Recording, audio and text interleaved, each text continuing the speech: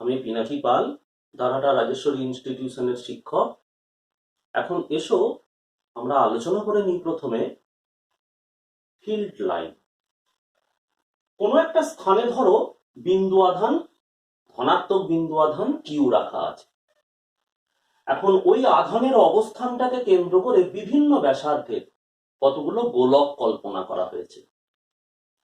প্রতিটা গোলকের পৃষ্ঠে এই যে তীর চিহ্নগুলো অঙ্কন করা হয়েছে সেগুলো নির্দেশ করছে গোলকের পৃষ্ঠের ঠিক ওই বিন্দুতে তড়িৎ ক্ষেত্র প্রাবল্যের মান এবং দিক ওই তীর চিহ্ন দ্বারা প্রকাশ করা হচ্ছে। তুমি স্বাভাবিকভাবেই দেখছো ছোট গোলকটার পৃষ্ঠের উপর তীর চিহ্নগুলো বড়, আর যত উপরের দিকে যাওয়া যাচ্ছে তীর চিহ্নগুলো তত ছোট হচ্ছে। এটা তো নিশ্চয়ই তুমি জানো যে তড়িৎ ক্ষেত্র প্রাবল্য উৎস আধান থেকে যত দূরে যাওয়া যাবে সেটা দূরত্বের বর্গের ব্যস্তানুপাতে কমতে থাকে। তার মানে এই যে তীর চিহ্ন যেগুলো একটা ভেক্টর ক্ষেত্র প্রাবল্য, তড়িৎ ক্ষেত্র প্রাবল্য যে কিনা একটা ভেক্টর কোয়ান্টিটি, সেই ভেক্টর কোয়ান্টিটিকে তার দৈর্ঘ্য দিয়ে মানে প্রকাশ করা হচ্ছে আর তীর চিহ্নটা দিয়ে তো দিকে প্রকাশ করা হচ্ছে। স্বাভাবিকভাবেই যেহেতু ক্ষেত্র প্রাবল্য ক্রমশ যত দূরের দিকে যাওয়া যাবে কমতে থাকে, এই তীর চিহ্নগুলো তত ছোট হতে থাকবে। তুমি যদি একটা কথা ভাবো যে বর্ষায় যে কদম ফুলটা পাওয়া যায়, সেই কদম ফুলের উপর পাপড়িগুলো যেভাবে থাকে, একটা গোলকের উপর ক্ষেত্র প্রাবল্যের ভেক্টর প্রতিরূপগুলো মানে তীর চিহ্নগুলো ঠিক সেইভাবে থাকে। তার মানে একটা বিন্দু আধান তার নিকটবর্তী অঞ্চলে তড়িৎ ক্ষেত্র প্রাবল্যটা তীব্র, শক্তিশালী। যত দূরের দিকে যাব সেই ক্ষেত্র প্রাবল্য ক্রমাগত কমতে থাকে। অর্থাৎ ক্ষেত্র প্রাবল্য তীর চিহ্নের হাইট দিয়ে আমরা বলতে পারি সেই ক্ষেত্র প্রাবল্যটা ক্রমশ দুর্বল হচ্ছে। এখন এসো তীর চিহ্নের দৈর্ঘ্য দিয়ে তুমি নির্দেশ করতে পারছো তড়িৎ ক্ষেত্র প্রাবল্যটা কতটা শক্তিশালী। দৈর্ঘ্য ছোট হওয়া মানে তড়িৎ ক্ষেত্র প্রাবল্যটা ক্রমশ দুর্বল হচ্ছে বা তার শক্তিটা ক্রমশ কমছে। চিহ্নগুলোকে পর পর কোন একটা নির্দিষ্ট দিকে যোগ করি তাহলে কি হয়?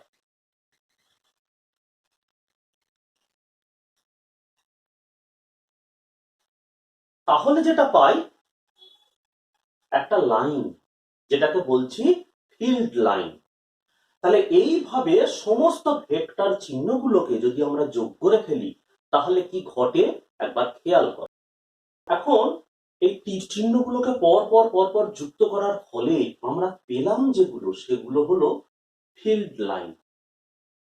এখন এখানে একটা চিন্তা হতে পারে, আচ্ছা এই ফিল্ড লাইন তৈরি করার ফলে একটা অসুবিধা কি হলো না, যে তড়িৎ ক্ষেত্র প্রাবল্য যত বিন্দু আধান থেকে দূরের দিকে যাচ্ছি কিরূপ পরিবর্তন হচ্ছে সেই সংক্রান্ত তথ্য যেটা একটু আগে ভেক্টরের দৈর্ঘ্য দিয়ে পাচ্ছিলাম সেটা কি হারিয়ে গেল না? অর্থাৎ আমরা যখন বিন্দু আধানের নিকটবর্তী গোলকের উপর একটা তীর চিহ্ন বড় আকারে রেখেছিলাম, যত দূরের দিকে যাচ্ছিলাম তীর চিহ্নটা ছোট আকারে রেখেছিলাম, সেটার মাধ্যমে প্রকাশ করছিলাম ক্ষেত্র প্রাবল্যটা কোন অবস্থানে কতটা শক্তিশালী। তাহলে তুমি এবার ভাববে যে লাইন এঁকে দেওয়ার ফলে ভেক্টরের দৈর্ঘ্য তো আর পাওয়া যাবে না, কিন্তু ব্যাপারটা একটু অন্যরকম ভাবে ভাবো। দেখো এই ফিল্ড লাইনের ঘনত্ব এই গোলকটার একক ক্ষেত্রফলে কি পরিমাণ থাকতে পারে, এই গোলকটার পৃষ্ঠের একক ক্ষেত্রফলে কি ধরনের থাকতে পারে, বা বাইরের বা তার ওপরের গোলকটার ক্ষেত্রে কি রকম। তার মানে একক ক্ষেত্রফলে ফিল্ড লাইন যেগুলো পার হয়ে গেছে সেগুলোর পরিমাণ ক্রমাগত বাইরের গোলকটার ক্ষেত্রে কমতে থাকছে। তার মানে ফিল্ড লাইনের ঘনত্ব যেখানে বেশি আমরা সেখানেই ক্ষেত্র প্রাবল্যের পরিমাণটা অধিক বলে জানবো। খেয়াল করো, যদি এই ছোট গোলকটার ওপর যদি আমরা একটা ছোট্ট ক্ষেত্রফল কল্পনা করি, ছোট্ট ক্ষেত্রফল যদি কল্পনা করি, এই একই ক্ষেত্রফল যদি আমরা এই গোলকটার উপর কল্পনা করি, তাহলে দুটো ক্ষেত্রফল দিয়ে গোলকের পৃষ্ঠে ক্ষেত্রফল যদি আমরা ধরে নিই তাহলে দেখবো ছোট গোলকের ক্ষেত্রফল দিয়ে ওই নির্দিষ্ট মানের ক্ষেত্রফল দিয়ে, ধরো এটাও এস আর এটাও এস, তাহলে এই এস ক্ষেত্রফল দিয়ে ফিল্ড লাইন যতগুলো গেছে ঠিক তার পরের ক্ষেত্রফল দিয়ে ওই একই ক্ষেত্রফল দিয়ে ফিল্ড লাইন ততগুলো যায়নি। তার মানে এই তুলনা করে বলতে পারবো কোন গোলকের পৃষ্ঠে ক্ষেত্র প্রাবল্য কতটা শক্তিশালী। এই ফিল্ড লাইনের কনসেপ্টটা প্রথম দেন ফ্যারাডে। তিনি অবশ্য ব্যবহার করেছিলেন কথাটা লাইন অফ ফোর্স, তার মানে বলরেখা, লাইন অফ ফোর্স। পরবর্তীকালে দেখা গেল ইলেকট্রিক ফিল্ড, ম্যাগনেটিক ফিল্ড এইসব প্রকাশ করতে গিয়ে, বোঝাতে গিয়ে ফিল্ড লাইন কথাটা বেশি যুক্তিযুক্ত। বিন্দু আধানের জন্য, বিন্দু ধনাত্মক আধানের জন্য ফিল্ড লাইনগুলো তুমি দেখো রেডিয়ালি আউটওয়ার্ড, অর্থাৎ অরীয়ভাবে বহির্মুখী। আমরা আরো অন্যান্য আধান সংস্থার জন্য ফিল্ড লাইন কেমন হবে সেটা দেখব। ফিল্ড লাইনের কনসেপ্টটা কেন না, নন ম্যাথামেটিক্যাল ওয়ে, অর্থাৎ গণিত ব্যবহার না করে ইলেকট্রিক ফিল্ডকে একটা তার চিত্র রূপ দেওয়া, অর্থাৎ তড়িৎ ক্ষেত্র সে তো অদৃশ্য, তাহলে সেই অদৃশ্য ফিল্ডটাকে একেবারে চোখের সামনে এনে ফেলা, তার ক্রিয়াশীলতা ইত্যাদি দেখানোর জন্য আমরা এই ফিল্ড লাইনটাকে ব্যবহার করছি। তার মানে বলতে পারো তড়িৎ ক্ষেত্রের একটা দৃশ্যরূপ হলো ফিল্ড লাইন, আর এর কনসেপ্টটা হচ্ছে ফ্যারাডের। এইবার আমরা দেখব যে বিষয়টা, যে এই ফিল্ড লাইন তাহলে তার সংজ্ঞাটা কি। ফিল্ড লাইনের সংজ্ঞা আমরা এভাবে দিতে পারি। ফিল্ড লাইন বা ক্ষেত্ররেখা হলো ত্রিমাত্রিক দেশে, ফিল্ড লাইন হলো ত্রিমাত্রিক দেশে কল্পিত কোন সরল বা বক্ররেখা, যার যে কোনো বিন্দুতে অঙ্কিত স্পর্শ ওই বিন্দুতে তড়িৎ ক্ষেত্র প্রাবল্যের দিককে প্রকাশ করে। তাহলে তড়িৎ ক্ষেত্র রেখা, ইলেকট্রিক ফিল্ড লাইন কাকে বলে না, ইলেকট্রিক ফিল্ড লাইন বা তড়িৎ ক্ষেত্ররেখা হলো ত্রিমাত্রিক দেশে কল্পিত এরূপ একটি সরল বা বক্ররেখা, যার যে কোনো বিন্দুতে অঙ্কিত স্পর্শ ওই বিন্দুতে তড়িৎ ক্ষেত্রটির দিক নির্দেশ করে। আবার একটা সংজ্ঞা প্রচলিত আছে,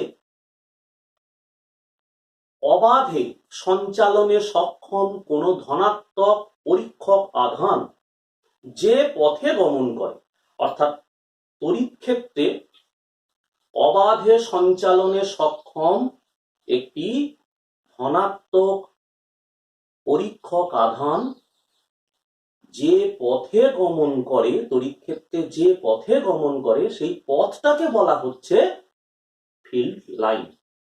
এবার আমরা বিভিন্ন ধরনের আধানের ক্ষেত্রে এই ফিল্ড লাইনগুলো কেমন হয়, আধান সংস্থার ক্ষেত্রে কেমন হয় সেটা দেখব।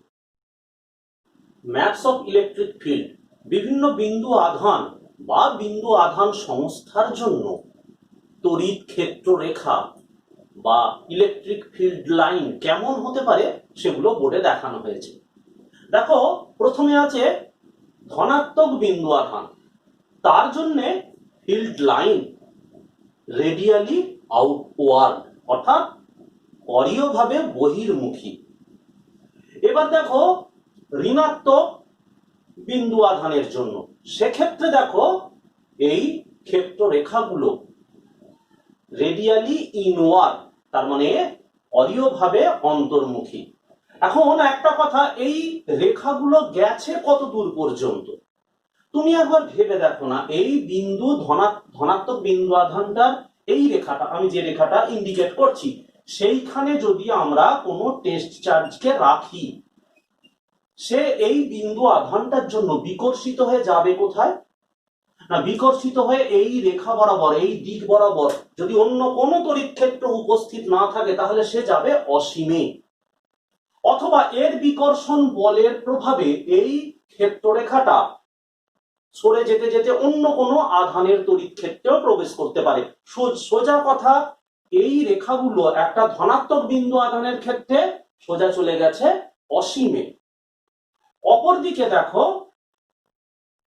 এখানে ক্ষেত্ররেখাগুলো ঋণাত্মক আধানের ক্ষেত্রে অসীম থেকে বিন্দু আধানের দিকে এগিয়ে এসেছে, এটা হলো ঋণাত্মক বিন্দু আধানের ক্ষেত্রে। এবার আধান সংস্থা, এই 1 নম্বর আর 2 নম্বরটাকে বাদ দিলে পরবর্তী দেখো 3 নম্বর চিত্রটার দিকে লক্ষ্য করো। এখানে দুটো সমপরিমাণে ধনাত্মক বিন্দু আধান, সমপরিমাণ ধনাত্মক বিন্দু আধান পাশাপাশি রাখা আছে। এখন দেখো এদের ক্ষেত্ররেখাগুলো কি হয়েছে, ঠিক পরস্পরকে বিকর্ষণ করে দুটো আধান আমরা জানি। ক্ষেত্ররেখাগুলো ঠিক তার মধ্যবর্তী বিন্দু, যে এই দুটো বিন্দু আধানের সংযোজক সরলরেখার মধ্যবিন্দু, যেখানে কোনো আধান রাখলে কোনো প্রকার বল অনুভব করবে না, যেটাকে নিউট্রাল পয়েন্ট বা উদাসীন বিন্দু বলা হচ্ছে, সেই জায়গাটা আধান দুটোর মধ্যবর্তী বিন্দুতে। আর ক্ষেত্ররেখাগুলো দেখো কেমন ভাবে অবস্থান করছে, মাথায় রেখো আধান দুটো সমপরিমাণ। এবার দ্বিতীয়টার ক্ষেত্রে দেখো, এখানে যে দুটো আধান নেওয়া হয়েছে সেই দুটো আধানের মধ্যে একটা আধান মানের দিক থেকে বেশি, সেটা কোনটা? Q1। কুলম্বের সূত্রে তো তুমি দেখেছো যে দুটো বিন্দু আধান যদি সমান পরিমাণ শক্তিশালী না হয়, অর্থাৎ একটা বড় আর একটা যদি ছোট হয়, তাহলে তাদের যে উদাসীন বিন্দু ছোটটার দিকে ঘেঁষে থাকে। তাহলে সেক্ষেত্রে দেখো Q2টা ছোট, সেক্ষেত্রে উদাসীন বিন্দু ও Q2 এর দিকে ঘেঁষে আছে, আর শক্তিশালী আধান Q1 থেকে দূরে। এটা হলো সমপ্রকৃতির কিন্তু ভিন্ন মানের দুটি বিন্দু আধানের ক্ষেত্রে ফিল্ড লাইনগুলো কেমন হবে। দেখো দুটো সমান পরিমাণ কিন্তু বিপরীত প্রকৃতির আধান যদি স্বল্প দূরত্বের মধ্যে অবস্থান করে, তাহলে তাদের ক্ষেত্ররেখার গুলো কেমন হয়। তা দেখতে পাচ্ছ ধনাত্মক আধান থেকে ক্ষেত্ররেখাগুলো যেন নির্গত হয়ে ঋণাত্মক আধানে গিয়ে শেষ হয়েছে। এটার পরে আমরা তড়িৎ ক্ষেত্রকে দুভাগে ভাগ করি, একটা হচ্ছে সুষম তড়িৎ ক্ষেত্র বা ইউনিফর্ম ইলেকট্রিক ফিল্ড, আর আমরা বিষম তড়িৎ ক্ষেত্র বা নন ইউনিফর্ম ইলেকট্রিক ফিল্ড। যদি কোনো অঞ্চলে উপস্থিত তড়িৎ ক্ষেত্রের প্রত্যেক বিন্দুতে তড়িৎ ক্ষেত্র প্রাবল্যের মান এবং দিক অভিন্ন থাকে বা স্থির থাকে, তাহলে সেই তড়িৎ ক্ষেত্রটাকে আমরা ইউনিফর্ম ইলেকট্রিক ফিল্ড বলি। আর ইউনিফর্ম ইলেকট্রিক ফিল্ড তাকে আমরা যখন চিত্ররূপ দেব তখন কতগুলো সমান্তরাল সরল রেখা এঁকে দেব এবং তাদের অভিমুখটাও আমরা নির্দেশ করে দেব। এরকম ইউনিফর্ম ইলেকট্রিক ফিল্ড তৈরি হতে পারে এরকম উদাহরণ কি আছে না, ধরো দুটো পাতলা ধাতব পাত, দুটোতেই আধানের পরিমাণ অভিন্ন এবং পাত দুটির জ্যামিতিক আকৃতি অভিন্ন, অর্থাৎ তাদের দৈর্ঘ্য প্রস্থ ইত্যাদি অভিন্ন। এরকম দুটি ধনাত্মক দুটি পাত যাদের জ্যামিতিক আকৃতি অভিন্ন ধাতব পাত, দুটোকে সমান পরিমাণ আধানে আহিত করা হয়েছে কিন্তু বিপরীত প্রকৃতির। আর পাত দুটো যদি পরস্পরের সাথে খুব স্বল্প ব্যবধানে অবস্থান করে, খুব স্বল্প ব্যবধানে, তাহলে তাদের মধ্যে উৎপন্ন তড়িৎ ক্ষেত্রটা হয় সুষম তড়িৎ ক্ষেত্র, কেবলমাত্র তাদের অভ্যন্তরে। নন ইউনিফর্ম ইলেকট্রিক ফিল্ড কি?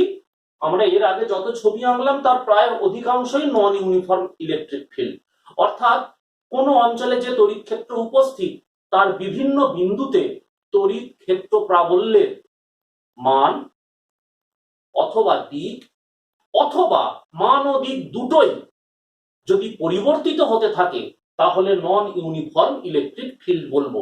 নন ইউনিফর্ম ইলেকট্রিক ফিল্ড আমরা অনেক সময় এভাবেও প্রকাশ করতে পারি, ধরো কতগুলো অসমান্তরাল রেখা দিয়ে, আবার তুমি বক্ররেখা দিয়েও প্রকাশ করতে পারো।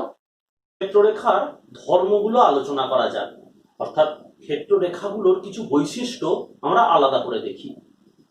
তড়িৎ ক্ষেত্ররেখাগুলো হলো কাল্পনিক রেখা, অর্থাৎ এই ক্ষেত্র রেখাগুলোর বাস্তব অস্তিত্ব কি বলে কিছু নেই। আমরা তড়িৎ ক্ষেত্র এই রাশিটা বাস্তব, কিন্তু ধরো এর যখন প্রকাশ একটা চিত্ররূপ কোনো একটা অঞ্চলে বা কোনো স্পেসে একটা আধান তার তড়িৎ ক্ষেত্রটাকে কিভাবে বিস্তৃত রেখেছে তার দৃশ্যরূপ যদি দেখতে হয়, তাহলে আমরা কিন্তু এই ক্ষেত্র রেখাগুলো ব্যবহার করে থাকি। ঠিক যেমন দ্রাঘিমা অথবা আমাদের অক্ষরেখার মতোই এরাও কাল্পনিক, কিন্তু এদের ব্যবহারের ফলে কোনো আধানের তড়িৎ ক্ষেত্রটা কেমন হতে পারে তার চিত্ররূপটা আমাদের চোখের সামনে ভেসে ওঠে, তাতে আমাদের সিদ্ধান্ত নিতে সুবিধে হয়। ধনাত্মক আধান থেকে ক্ষেত্ররেখাগুলো শুরু হয়ে ঋণাত্মক আধানে গিয়ে শেষ হয়। এমনটা অবশ্য সবসময় নাও হতে পারে, ধরে নাও কোনো একটা আধান একক অবস্থায় শুধু ধনাত্মক আধান পড়ে আছে, একক ধনাত্মক আধান কোনো একটা স্থানে আছে, চারিপাশে আর কোনো আধান নেই, সুতরাং ক্ষেত্ররেখাগুলো আধান থেকে বেরিয়ে অসীমে যাবে, ক্ষেত্ররেখাগুলো ওই আধান থেকে বেরিয়ে অসীমের দিকে গমন করবে। আবার কোনো একটা স্থানে ধরে নাও বিন্দু আধান হিসেবে ঋণাত্মক আধান আছে, তাহলে অসীম থেকে সেই ক্ষেত্ররেখাগুলো এসে ঋণাত্মক আধানে এসে শেষ হবে। কিন্তু পাশাপাশি যদি একটা ধনাত্মক বিন্দু আধান আর একটা ঋণাত্মক বিন্দু আধান অবস্থান করে, তাহলে ক্ষেত্ররেখাগুলো ধনাত্মক আধান থেকে গিয়ে শেষ হয় ঋণাত্মক আধানে। আমরা এভাবেও ভাবতে পারি যে ধনাত্মক আধান থেকে নির্গত ক্ষেত্ররেখাগুলো অসীমে অবস্থিত কোনো একটা ঋণাত্মক আধানে গিয়ে শেষ হচ্ছে, কিংবা এককভাবে উপস্থিত কোনো একটা বিন্দু ঋণাত্মক আধান, তাতে যে ক্ষেত্ররেখাগুলো আসছে সে যেন অসীমে কোথাও একটা জায়গায় একটা ধনাত্মক আধান আছে, সেখান থেকে ক্ষেত্ররেখাগুলো এসে ওই বিন্দু আধানে এসে শেষ হচ্ছে। তাহলে মাথায় রেখো, ধনাত্মক আধান থেকে শুরু হয়ে ক্ষেত্ররেখাগুলো ঋণাত্মক আধানে গিয়ে শেষ হয় যদি কাছাকাছির মধ্যে তারা অবস্থান করে। আর যদি পরস্পর থেকে বিশাল দূরে অবস্থান করে, অনেকটা দূরে, তাহলে আমরা বলবো ধনাত্মক আধান থেকে ক্ষেত্ররেখাগুলো বেরিয়ে অসীমে যায়, আর ঋণাত্মক আধানের ক্ষেত্রে অসীম থেকে ক্ষেত্ররেখাগুলো ঋণাত্মক আধানে এসে শেষ হয়। পরের পয়েন্ট দেখো, তড়িৎ ক্ষেত্র রেখাগুলি বদ্ধ বক্র গঠন করতে পারে না। মাথায় রেখো, এই পার্টিকুলার পয়েন্টটার উপর নির্ভর করে এসে কিউ এসেছিল এইচএসে, তড়িৎ ক্ষেত্র রেখাগুলো বদ্ধ বক্র গঠন করতে পারে না। এর কথাটার মানেটা কি? না, একটা ধরো নাও ধনাত্মক বিন্দু আধান আছে আর এদিকে একটা ঋণাত্মক বিন্দু আধান আছে। আমরা সাধারণভাবে যেটা জানি যে ধনাত্মক আধান থেকে তড়িৎ ক্ষেত্র রেখাগুলো নির্গত হয়ে ঋণাত্মক আধানে যাবে। বদ্ধ বক্র গঠন করতে হলে ঋণাত্মক আধান থেকে ফিল্ড লাইনকে ধনাত্মক আধানে আসতে হবে, যেটা সম্ভব নয়। তাহলে বদ্ধ বক্র এরা গঠন করতে পারে না। আধান মুক্ত অঞ্চলের ক্ষেত্ররেখাগুলি হয় ছেদহীন নিরবিচ্ছিন্ন বক্ররেখা। তার মানে যে অঞ্চলে আধানগুলো নেই সেই অঞ্চলে ক্ষেত্ররেখা সে বক্রই হোক আর স্ট্রেটই হোক, যেমনই হোক না কেন, এরকম কন্টিনিউয়াস চলে যায়। মানে এমন নয় যে আধান মুক্ত কোনো অঞ্চলে ক্ষেত্ররেখাগুলো গিয়ে কোনো একটা জায়গায় শেষ হলো, আবার খানিকটা অঞ্চল ক্ষেত্ররেখাগুলো নেই, তারপর আবার ক্ষেত্ররেখাগুলো শুরু হলো, এমনটা ঘটতে পারে না। অর্থাৎ তড়িৎ ক্ষেত্র রেখাগুলো হলো ছেদহীন নিরবিচ্ছিন্ন রেখা। পরের পয়েন্ট, তড়িৎ ক্ষেত্র রেখার কোন বিন্দুতে অঙ্কিত স্পর্শক ওই বিন্দুতে ক্ষেত্র প্রাবল্যের দিক নির্দেশ করে। মনে করে নাও এটা একটা ফিল্ড লাইন, তাহলে এর কোন বিন্দুতে অঙ্কিত স্পর্শক, যে কোনো বিন্দু হতে পারে, এই বিন্দুতে অঙ্কিত স্পর্শক ওই বিন্দুতে তড়িৎ ক্ষেত্র প্রাবল্যের দিক নির্দেশ করে। এবার লেখা আছে যেটা দুটি ক্ষেত্র রেখা কখনোই পরস্পরকে ছেদ করে না। কারণ এটা করলে কি হবে, দুটো ক্ষেত্র রেখা ফিল্ড লাইন যদি পরস্পরকে ছেদ করে, তাহলে ছেদ বিন্দুতে আমরা দুটো স্পর্শক আঁকতে পারবো। তার মানে একই বিন্দুতে তড়িৎ ক্ষেত্রের একই বিন্দুতে তড়িৎ ক্ষেত্র প্রাবল্যের দিক হবে দুটো, যা বাস্তবে সম্ভব নয়। আবার খেয়াল করো, পরবর্তী যে পয়েন্ট দেওয়া আছে, ক্ষেত্র রেখাগুলি দৈর্ঘ্য বরাবর সংকুচিত হবার চেষ্টা করে। আমরা এই প্রপার্টিটা ব্যবহার করে দুটো বিপরীত প্রকৃতির আধান পরস্পরকে আকর্ষণ কেন করে এটা ক্ষেত্র রেখা দিয়ে ব্যাখ্যা করা সম্ভব। মনে করো একটা ধনাত্মক আধান আর একটা ঋণাত্মক আধান, এরা পরস্পরকে আকর্ষণ করবে, এটা স্বাভাবিক। ক্ষেত্র রেখা দিয়ে ব্যাখ্যাটা কি না, ধনাত্মক আধান থেকে ঋণাত্মক আধানের দিকে বিস্তৃত ক্ষেত্র রেখাগুলো টান করা রাবারের ফিতের মতো। রাবারের যে দড়িগুলো পাওয়া যায়, সেই দড়িগুলোর দুটো প্রান্ত যদি আমরা টেনে ধরে থাকি, তাহলে সেই দড়িটা কি করে, দৈর্ঘ্য বরাবর সংকুচিত হয়ে যে দুজন ধরে আছে তাদেরকে কাছাকাছি আনার চেষ্টা করে।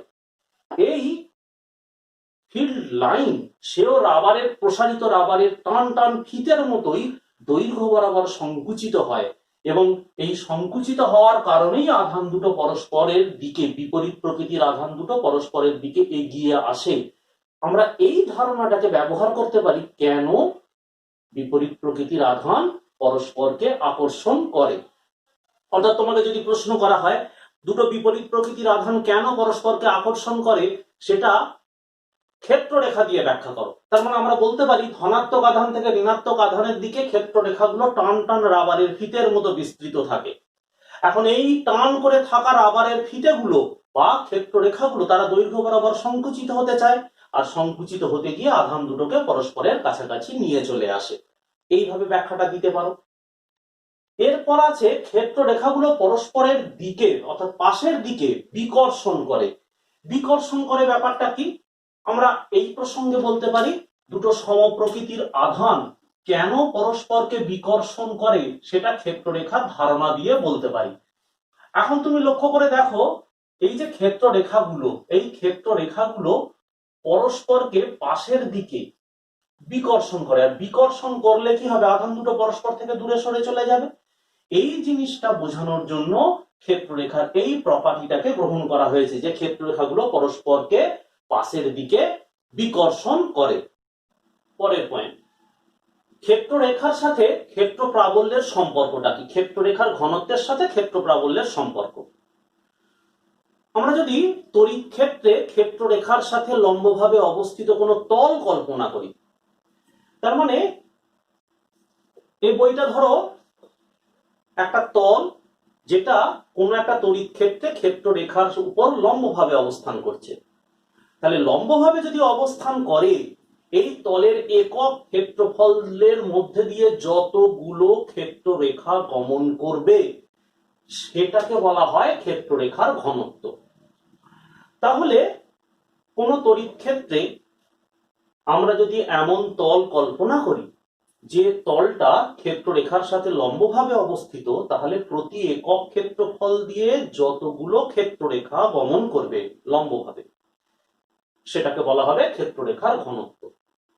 দেখা গেছে ওই ক্ষেত্ররেখার ঘনত্ব আর ক্ষেত্র প্রাবল্যের মান পরস্পর সমানুপাতিক। অর্থাৎ যেখানে ক্ষেত্ররেখার ঘনত্ব বেশি সেই বিন্দুতে ক্ষেত্র প্রাবল্যটাও শক্তিশালী। তুমি আমার ছবিতে দেখতেই পাচ্ছ যে ক্ষেত্ররেখাগুলো ক্রমশ পরস্পর থেকে দূরে সরে গেছে। তার মানে এ বিন্দুতে যে তল কল্পনা করা হয়েছে তার প্রতি একক ক্ষেত্রফলে যতগুলো ক্ষেত্ররেখা গমন করেছে, বি বিন্দুতে উপস্থিত যে তলটা তার একক ক্ষেত্রফলের মধ্যে দিয়ে লম্বভাবে গমন করা ক্ষেত্ররেখার সংখ্যাটা তুলনায় কম। তার মানে এ বিন্দুতে অঙ্কিত তলটার ক্ষেত্ররেখার ঘনত্ব যা, বি বিন্দুতে অঙ্কিত তলটার ক্ষেত্ররেখার ঘনত্ব তার থেকে কম। সুতরাং আমরা বলতে পারি এ বিন্দুতে তড়িৎ ক্ষেত্র প্রাবল্য বি বিন্দুর তুলনায় শক্তিশালী। কাজেই ক্ষেত্ররেখার ঘনত্ব আর ক্ষেত্র প্রাবল্য সংখ্যাগত দিক থেকে পরস্পর সমানুপাতিক। মানের দিক থেকে কোন পরিবাহীর পৃষ্ঠের উপর ক্ষেত্ররেখাগুলো সর্বদা লম্ব হয়। কোন একটা পরিবাহী মিলে ধরে নাও, এই পরিবাহী পদার্থটুকু যে কোনো ধাতব বক্স হতে পারে, যদি সে ধনাত্মক আধানে আহিত হতে পারে, ঋণাত্মক আধানে আহিত হতে পারে, নিস্তড়িত হতে পারে। যদি এর ওপর দিয়ে তড়িৎ ক্ষেত্ররেখা গমন করে, মানে এর পৃষ্ঠ থেকে যদি নির্গত হয়, কিংবা বাইরের কোনো একটা তড়িৎ ক্ষেত্রে আমরা একটা পরিবাহী রেখেছি, তাহলে মাথায় রেখো ক্ষেত্ররেখাগুলো ওই পরিবাহীর পিঠের উপর হয় লম্বভাবে এসে শেষ হবে কিংবা লম্বভাবে নির্গত হবে। প্রতিটা পয়েন্টের কারণ আছে, কারণগুলো যথাযথ সময়ে আবার ব্যাখ্যা করব। আপাতত মনে রাখো পরিবাহী পৃষ্ঠের ওপর ক্ষেত্ররেখাগুলো সর্বদা লম্বভাবে অবস্থান করে বা লম্বভাবে থাকে। তারপরের অংশটা, ক্ষেত্ররেখা পরিবাহীকে ভেদ করতে পারে না। এর মানেটা কি? না, তড়িৎ ক্ষেত্রে যদি একটা পরিবাহীকে রাখা হয়, ধরে নাও একটা পুরু পরিবাহী তাকে তড়িৎ ক্ষেত্রে অবস্থান করছে, তাহলে ক্ষেত্ররেখাগুলো এই পরিবাহীকে ভেদ করতে পারে না। তার মানে মাঝখানের জায়গাটা ওই তড়িৎ ক্ষেত্রের প্রভাব মুক্ত থাকে। তার মানে এখানে তড়িৎ ক্ষেত্রের মধ্যে কোনো বাহ্যিক তড়িৎ ক্ষেত্রে একটা পরিবাহীকে রাখলে ওই তড়িৎ ক্ষেত্রের কোনো প্রভাব পরিবাহীর ভেতরে পড়ে না। একটা ধরে নাও তোমার টিফিন কৌটো, যেটা স্টিলের নির্মিত, সেই টিফিন কৌটোটা যদি আমরা পরিবাহী তড়িৎ ক্ষেত্রের মধ্যে ধরি, তার ফাঁকা যে অংশটা যেখানটা তোমার খাবার থাকে, আর সেই ফাঁকা অংশটা বাইরের তড়িৎ ক্ষেত্রের দ্বারা প্রভাবিত হবে না। আর এই ঘটনাটাকেই আমরা ব্যবহার করে থাকি তড়িৎ পর্দা নির্মাণে। তড়িৎ পর্দা ব্যাপারটা কি না, দেখবে আমাদের যে সূক্ষ্ম যন্ত্রগুলো বাইরের তড়িৎ ক্ষেত্র দ্বারা সহজে প্রভাবিত হতে পারে, সেই ধরনের সূক্ষ্ম যন্ত্রগুলো একটা ধাতব চাদরে মোড়া থাকে, যাতে বাইরের তড়িৎ ক্ষেত্র প্রভাব ওই যন্ত্রের মধ্যবর্তী থাকা অর্থাৎ ওই চাদরের ভেতরে থাকা যন্ত্রাংশগুলোর উপর যেন না পড়ে। এ সম্পর্কেও বিস্তারিত আলোচনা আমরা পরবর্তীকালে করব। তাহলে পয়েন্টটা জেনে রাখো, ক্ষেত্ররেখা পরিবাহীকে ভেদ করতে পারে না। ক্ষেত্ররেখাগুলি পরাবৈদ্যুতিক মাধ্যম অনায়াসে ভেদ করে যায়, মানে কাঁচ, কাগজ, জল এই ধরনের যে মিডিয়াম তাকে অনায়াসে ভেদ করে যেতে পারে। তড়িৎ ক্ষেত্ররেখার সংখ্যা উৎস আধানের মানের সমানুপাতি।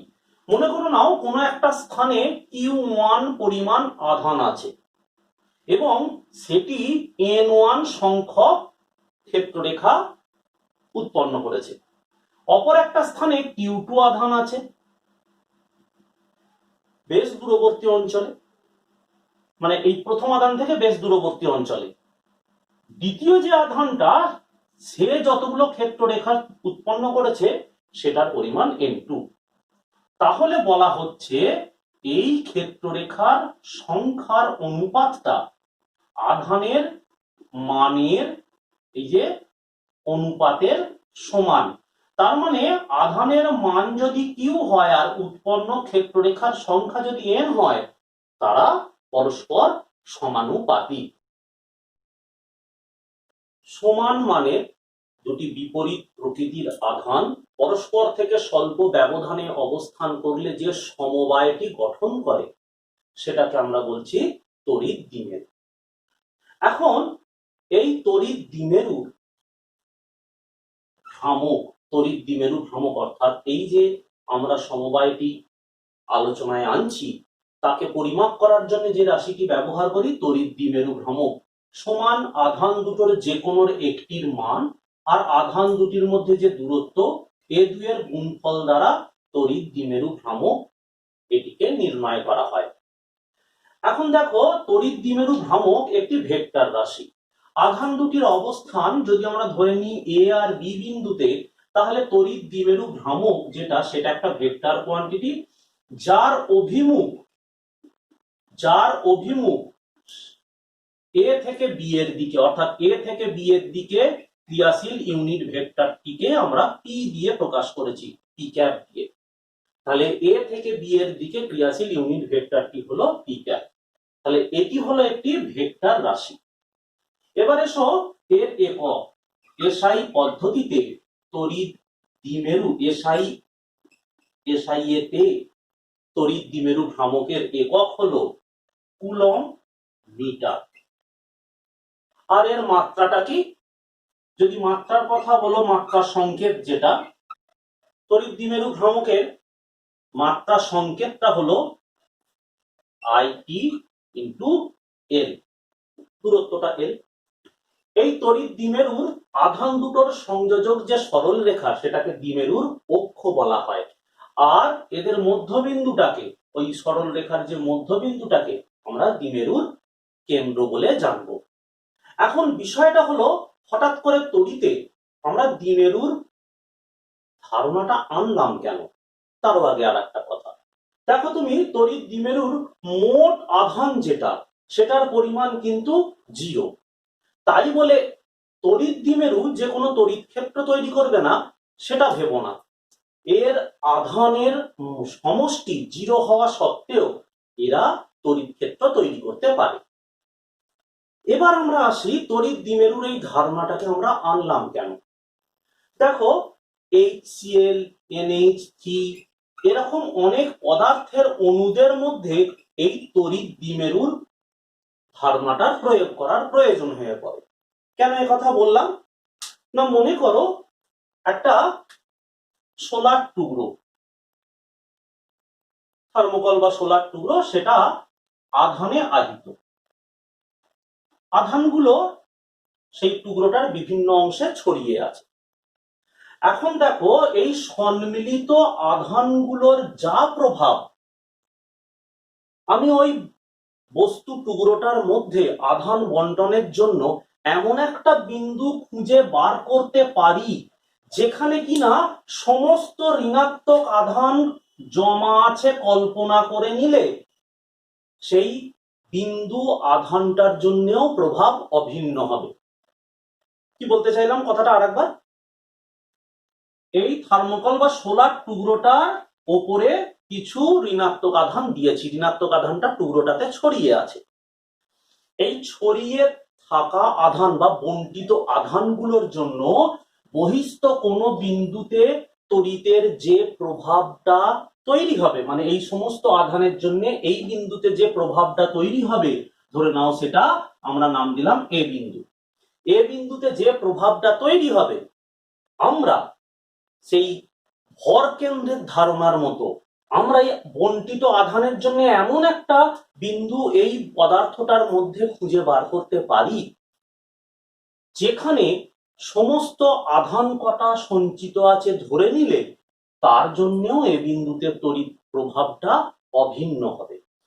এটাকে বলছি আমরা আধানের ভর কেন্দ্র। এবার ভাবো, এমন অনেক পদার্থ আছে, যেমন আমি বললাম হাইড্রোক্লোরিক অ্যাসিড, অ্যামোনিয়া, জল, এদের অণুগুলোতে যে সমস্ত ধনাত্মক ও ঋণাত্মক আধান উপস্থিত, ধনাত্মক আধান বলতে প্রোটনের কথা বলছি, ঋণাত্মক আধান বলতে ইলেকট্রনের কথা বলছি, এই আধানগুলো অণুতে এমন ভাবে বন্টিত থাকে যে তাদের ধনাত্মক আধানের ভর কেন্দ্র আর ঋণাত্মক আধানের ভর কেন্দ্র একই বিন্দু নয়, তারা পরস্পর থেকে একটু দূরে সরে থাকে। তুমি তো জানোই একটা নিস্তড়িত অণুতে যতগুলো প্রোটন থাকবে বা যত একক ধনাত্মক তড়িৎ থাকবে ঠিক তত একক ঋণাত্মক তড়িৎ থাকবে। এখন ধনাত্মক আধানের যে আধানগুলো এমন ভাবে বন্টিত থাকে তাদের জন্য যে ধনাত্মক আধান কেন্দ্র আধানের ভর কেন্দ্র এবং ঋণাত্মক আধানের ভর কেন্দ্র একই বিন্দুতে থাকে না, পরস্পর থেকে একটি দূরে অবস্থান করে, ফলে তারা কতটা ডাইপোলের মতো অবস্থান করে। আবার hydrogen, oxygen, carbon die oxide gas, এদের আবার অদ্ভুত গঠন। এদের অণুগুলোতে থাকা ধনাত্মক আধান আর ঋণাত্মক আধানের যে ভর কেন্দ্র সে দুটো স্বাভাবিক অবস্থায় একই বিন্দুতে থাকে, কিন্তু ওই পদার্থগুলোর উপর বাহ্যিক তড়িৎ ক্ষেত্র প্রয়োগ করলে ধনাত্মক আধানের ভর কেন্দ্র আর ঋণাত্মক আধানের ভর কেন্দ্র পরস্পর থেকে দূরে সরে গিয়ে তারা তড়িৎ দ্বিমেরুর মতো গঠন লাভ করে। এখন এই সমস্ত পদার্থের তড়িৎ ক্ষেত্রে আচরণ বা তড়িৎ দ্বিমেরু যদি গঠন করে তাদের তড়িৎ প্রভাব ইত্যাদি বিষয় যদি আলোচনা করতে হয়, জানতে হয়, তাহলে আমাদের তড়িৎ দ্বিমেরু সম্পর্কে পড়াটা প্রয়োজন। এখন আমরা নির্ণয় করতে চলেছি একটা তড়িৎ দ্বিমেরু কক্ষ বরাবর কোন একটি বিন্দু সি, তাতে ক্ষেত্র প্রাবল্য গণনা। তড়িৎ দ্বিমেরুর আধান minus q plus q, minus q আছে এ বিন্দুতে, প্লাস কিউ আছে বি বিন্দুতে। ও বিন্দু দ্বিমেরুর মধ্যবিন্দু, মধ্যবিন্দু থেকে অক্ষের উপর অবস্থিত তড়িৎ দ্বিমেরুর অক্ষের উপর অবস্থিত সি বিন্দুর দূরত্ব হচ্ছে আর। আমাদের দরকার সি বিন্দুতে ক্ষেত্র প্রাবল্য গণনা। এসো এবার একে একে ধরি। আরো একটা কথা প্রথমে বলে নিই, তড়িৎ দ্বিমেরুর অক্ষ বরাবর ক্রিয়াশীল ইউনিট ভেক্টরটি হলো পি ক্যাপ। তড়িৎ দ্বিমেরুর অক্ষ বরাবর ক্রিয়াশীল ইউনিট ভেক্টরটি হলো পি ক্যাপ এবং তড়িৎ দ্বিমেরু ভ্রামকের মান, p is equal to q into 2d, এটা আমরা প্রথমেই বলে নিলাম। খেয়াল দেখো, এখন ধনাত্মক আধানের জন্য সি বিন্দুতে ক্ষেত্র প্রাবল্য, ধনাত্মক আধান প্লাস কিউ, তার জন্য সি বিন্দুতে ক্ষেত্র প্রাবল্য যেটা সেটা ইবি। এখন খেয়াল করো, এখানে যদি তুমি একক আধান রেখে কল্পনা করো, এই প্লাস কিউ আধান এই একক আধানকে বিকর্ষণ করে দূরের দিকে ঠেলতে চাইবে, তাহলে ইবি এই ক্ষেত্র প্রাবল্য ধনাত্মক আধানের জন্য কি হবে 1/4πε0 কিউ বাই। এখন এই আধান দুটোর আধান বি বিন্দু আর সি বিন্দুর মধ্যে দূরত্বটা কত? তুমি দেখো ও বিন্দু থেকে সি বিন্দুর দূরত্বটা আর, আর ও থেকে বি এর দূরত্বটা কত হবে? না এই গোটা দূরত্বটা তো 2d, তাহলে ও থেকে বি এর দূরত্ব হবে ডি। তাহলে তাই যদি হয় তাহলে বি থেকে সি এর দূরত্ব হবে আর মাইনাস ডি, তার মানে আর মাইনাস ডি তার হোল স্কয়ার। এখন অভিমুখ কোন দিকে? না আমরা ধরে নিয়েছি এ থেকে বি অভিমুখে ইউনিট ভেক্টর পি ক্যাপ। এবার লক্ষ্য করো সি বিন্দুতে এই মাইনাস কিউ আধানের জন্য ক্ষেত্র প্রাবল্যটা কি হবে? ই এ, তার মানে একক ধনাত্মক আধানকে এ বিন্দুতে থাকা মাইনাস কিউ আধান তার নিজের দিকে আকর্ষণ করবে, তাহলে সেখানে মানটা কি হবে? E A is equal to 1/4πε0 Q by R my R plus D তার whole square P cap minus. Minus কেন? তার অভিমুখটা তুমি দেখো না, পি ক্যাপ তুমি এ থেকে বি অভিমুখে ধরেছো, অর্থাৎ তড়িৎ দ্বিমেরুর অক্ষ বরাবর ঋণাত্মক আধান থেকে ধনাত্মক আধানের দিকে, আর ই এ তার ক্রিয়াশীলতা কোন দিকে? যেদিকে তুমি ধরেছো তার বিপরীতে, ওই জন্য মাইনাস পি। আর দূরত্বটা লক্ষ্য করে দেখো, এখান থেকে এই দূরত্বটা আর, আবার এখান থেকে এইটুকু দূরত্ব ডি, কাজে গোটা দূরত্বটা হলো আর প্লাস ডি। তার মানে আমরা লিখছি যেটা ই এ ইজিক্যাল টু 1/4πε0, এই মাইনাসটা প্রথমের দিকে নিয়ে চলে আসছি, খেয়াল করো মাইনাসটা আনলাম প্রথমের দিকে, q by R plus d এর হোল স্কয়ার পি ক্যাপ। তাহলে এখন এই ভেক্টর দুটি একরেখীয়, একই সরল রেখা বরাবর ক্রিয়াশীল, তাহলে এদের লব্ধিটা কত? না লব্ধি ভেক্টরটা লক্ষ্য করো, ই আর লব্ধি ভেক্টর। এখন তুমি লক্ষ্য করে দেখো না কে বড়, ই বি বড় না ই এ বড়? অর্থাৎ মাইনাস কিউ আধানের জন্য সি বিন্দুতে ক্ষেত্র প্রাবল্যটা বৃহত্তর হবে, না প্লাস কিউ বিন্দুতে মানে প্লাস কিউ আধানের জন্য বি বিন্দুতে ক্ষেত্র প্রাবল্যটা মানের দিক থেকে বৃহত্তর হবে? তার মানে আমরা যেটা এখানে দেখতে পাচ্ছি, এখানে আরো একটা কথা যোগ করে নিই আমরা, যদি ভেক্টর সাইন গুলো দিয়ে দিই তাহলে আমরা কি লিখতে পারি? না ই বি প্লাস ই এ মোট প্রাবল্য। এখন মোট প্রাবল্যের মানগুলো যদি বসিয়ে দিই, লব্ধ প্রাবল্য, লব্ধি বের করছো দুটো ভেক্টরের, কাজে ওখানে যেন আবার মাইনাস বসাতে যেও না, মানগুলো আমরা যা বসাবো সেখানে মাইনাস থাকতেই পারে। লক্ষ্য করো 1/4πε0 Q by R minus D তার হোল স্কয়ার পি ক্যাপ। এবার এখানে দেখো এই যে মাইনাসটা আছে, সেই মাইনাসটা যদি ই এর মান হিসাবে যদি বসে যায় তাহলে এই প্লাসটা থাকার কথা নয়, minus 1/4πε0 Q by R plus D তার হোল স্কয়ার পি ক্যাপ। তাহলে এখান থেকে আমরা কি লিখতে পারি দেখো, 1/4πε0 কিউ ব্র্যাকেটের মধ্যে রাখতে পারি 1/r মাইনাস ডি তার whole square minus 1/r plus D তার whole square into P cap. এখন এটাকে সমাধান করলে আমরা কি পেতে পারি? 1/4πε0 a প্লাস বি এর whole square minus a minus b এর হোল স্কয়ার, তার মানে 4ab, অর্থাৎ কিউ ইন্টু 4 আর ডি। এবার এটা এসে গেল আর স্কয়ার মাইনাস ডি স্কয়ার তার হোল স্কয়ার পি ক্যাপ। তাহলে লব্ধ মানটা আমরা কি পেতে পারি? এখন কিউ ইন্টু 2d, লক্ষ্য করে দেখো এই পি এর মানটা যদি বসিয়ে দিই আমরা পাই 4πε0 ই আর ইজিক্যাল টু পি বা 2pr r square minus d square to the power square P cap.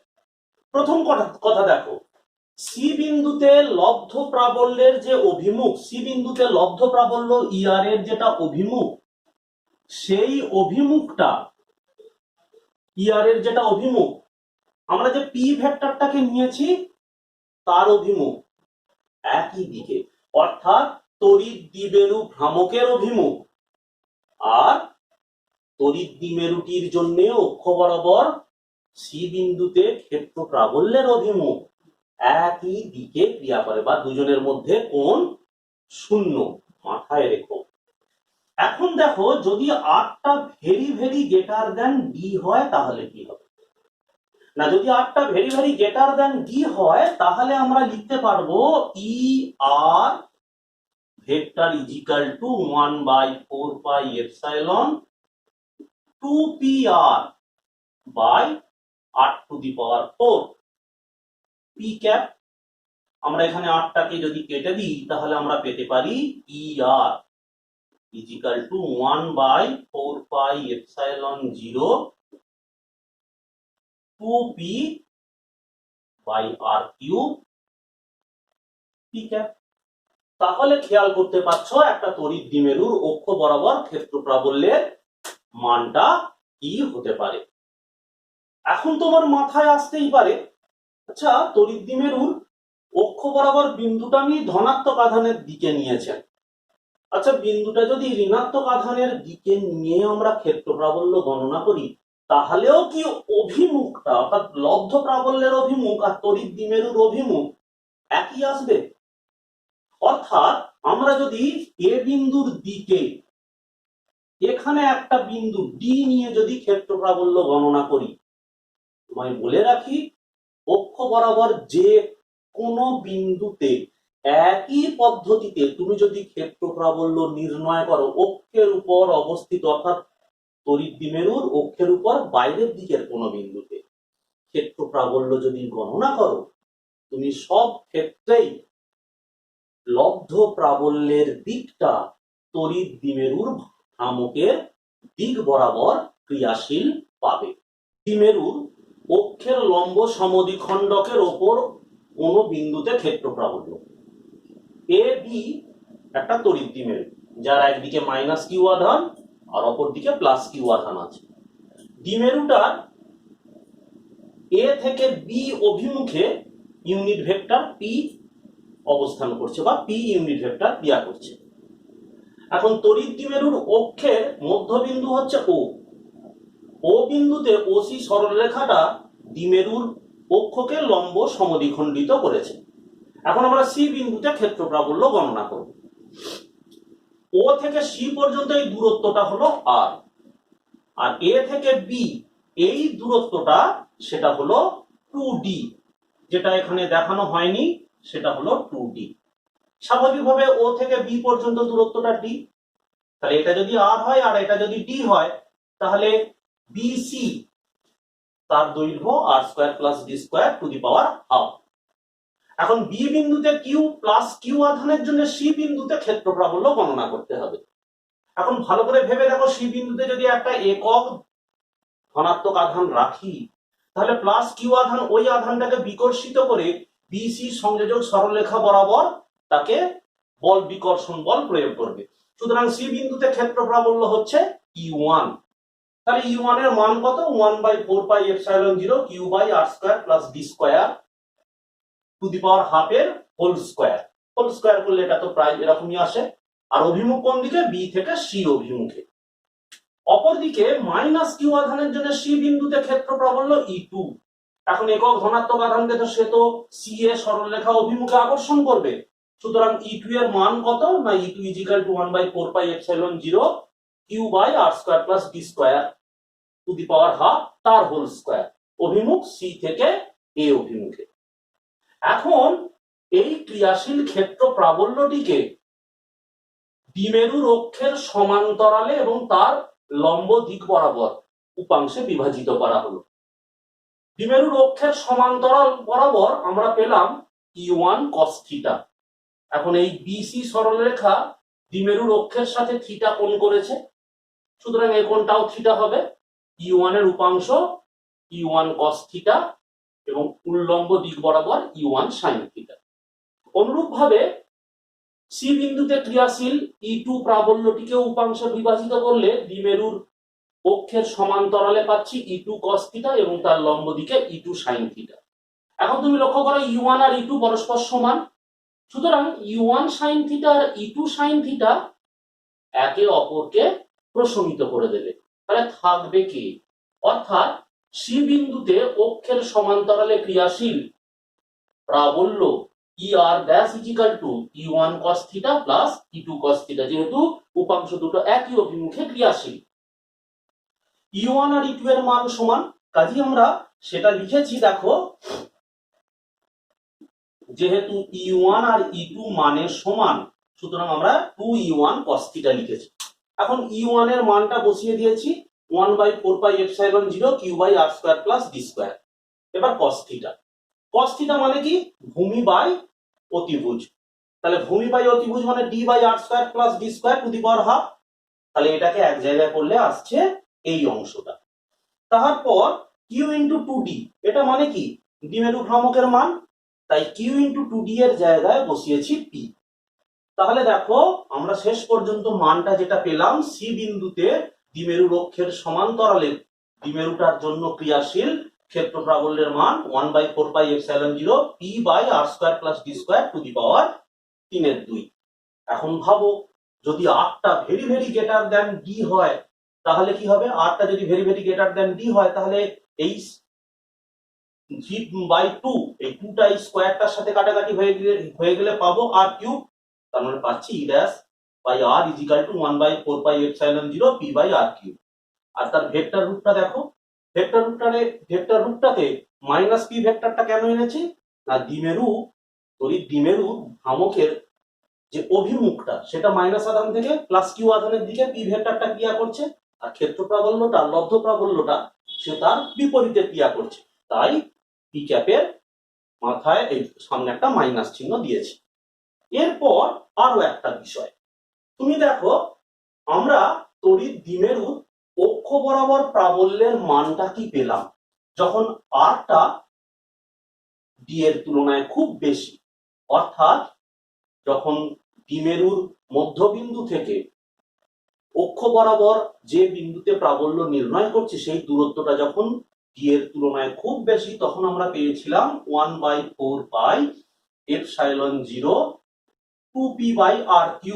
মাথায় রেখো এটা অক্ষ বরাবর, আর অক্ষের লম্ব সমদ্বিখণ্ডক বরাবর ওই একই r দূরত্বে আমরা ক্ষেত্র প্রাবল্যের রাশিমালা পেলাম 1/4πε0 p/r3।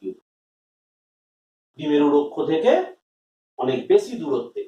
এখন তুমি ভেবে দেখো তো এদের দুজনের অনুপাতটা কি হবে, না দেখো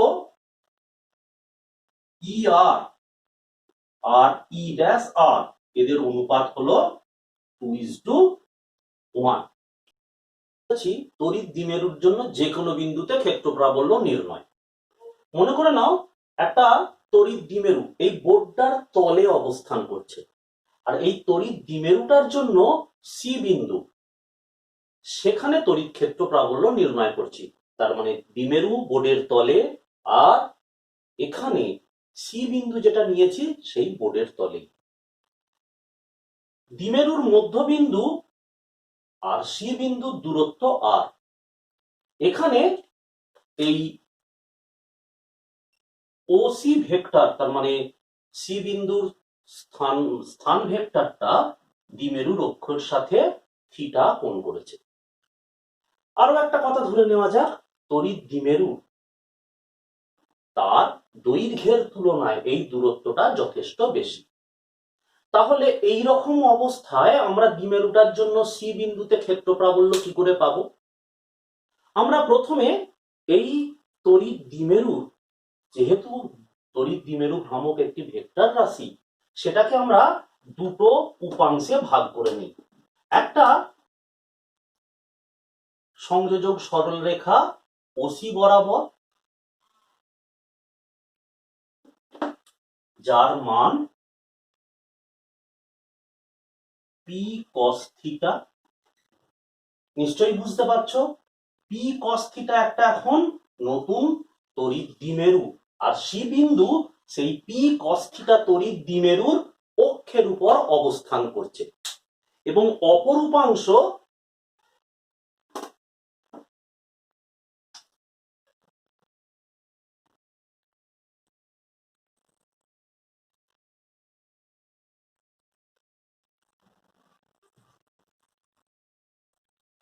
পি সাইন থিটা। তাহলে এখন সি বিন্দু পি সাইন থিটা এই লম্ব উপাংশটির ওপরে। তাহলে এইবার ভেবে দেখো, পি কস থিটা এই দ্বিমেরুর উপাংশটির জন্য সি বিন্দুতে ক্ষেত্র প্রাবল্যের মান কি হবে? আমি আগেই বলেছি দ্বিমেরুটির দৈর্ঘ্যের তুলনায় দূরত্বটা যথেষ্ট বেশি, তাহলে সেই ক্ষেত্র প্রাবল্য যদি হয় E1, সেটা হবে 1/4πε0 2p cos থিটা। এই গোটাটা এখন একটা নতুন তড়িৎ দ্বিমেরুর কাজ করছে বাই আর কিউ। এবার অভিমুখ কোন দিকে? এখন তুমি তো জানোই যে তড়িৎ দ্বিমেরুর অক্ষ বরাবর কোন বিন্দুতে ক্ষেত্র প্রাবল্য সেটা হয় ওই দ্বিমেরুর অভিমুখ বরাবর ক্রিয়াশীল। তার মানে এটা হলো গিয়ে তোমার E1, এদিক বরাবর ক্রিয়াশীল। অপরদিকে আমরা যে ক্ষেত্র প্রাবল্যটা পি সাইন থিটার জন্য এই দ্বিমেরুটার উপাংশটার জন্য সি বিন্দুতে ক্ষেত্র প্রাবল্যটা চাই, সেটার মান E2 = 1/4πε0 P sine theta by R cube. তাহলে স্টার অভিমুখ কোন দিকে? তুমি তো জানোই পি সাইন থিটার অভিমুখ যেদিকে, এর লম্ব সমদ্বিখণ্ডকটার উপর অবস্থিত সি বিন্দুতে ক্ষেত্র প্রাবল্যের অভিমুখ হবে এর অভিমুখের ঠিক বিপরীতে, মানে থাকবে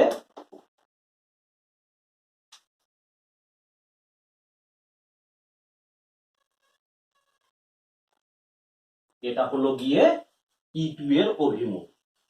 তাহলে এদের দুজনের মধ্যে এবার লব্ধি কি হবে? না দেখো, আমরা যদি এটাকে টেনে বাড়িয়ে নিই তাহলে লব্ধিটা কি রকম হবে একবার খেয়াল করো।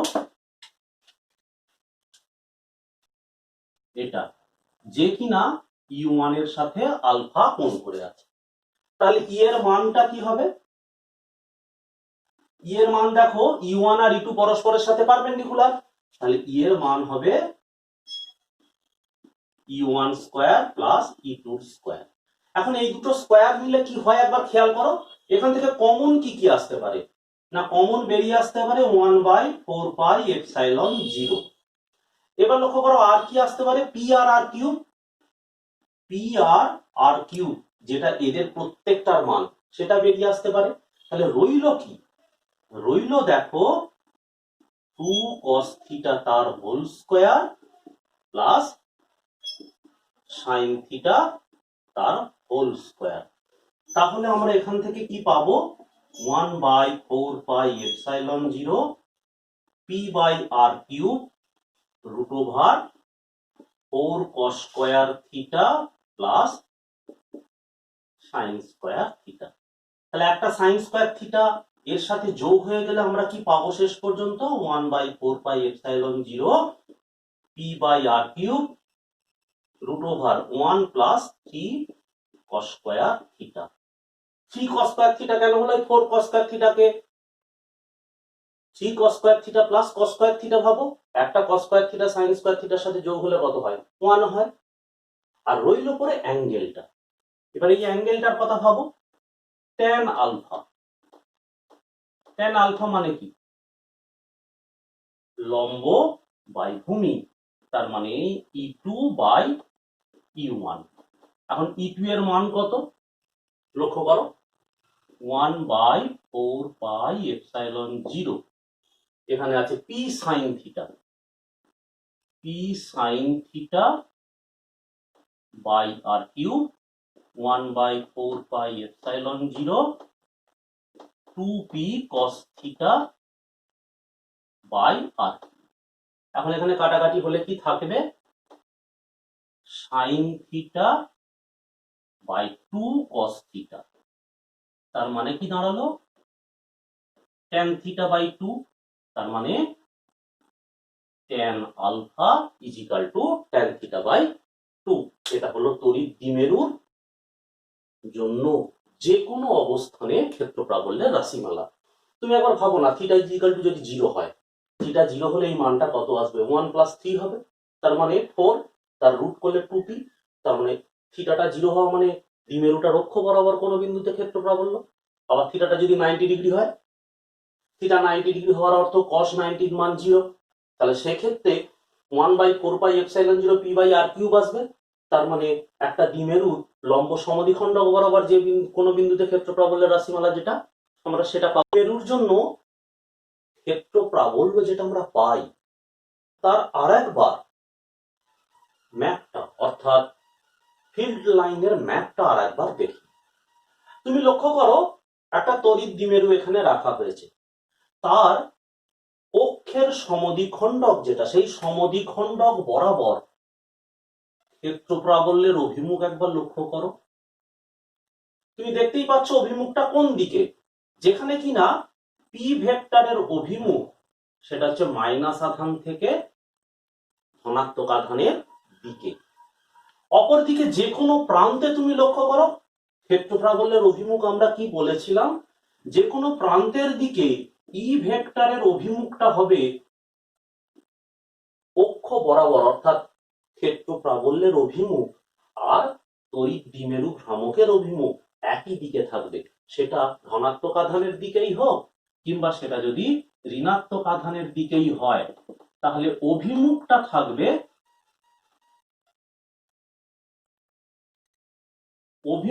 থাকবে একই দিকে, ক্ষেত্র প্রাবল্যের যে অভিমুখ।